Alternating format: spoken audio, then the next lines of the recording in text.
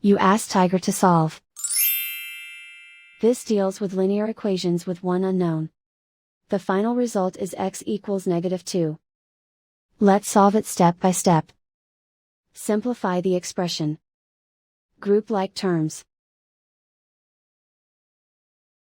Simplify the arithmetic. Group all x terms on the left side of the equation. Subtract 3x from both sides. Group like terms. Simplify the arithmetic. Group like terms. Simplify the arithmetic.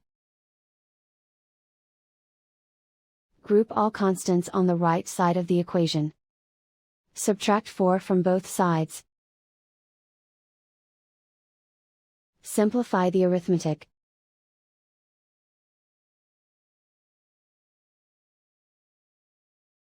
Isolate the x.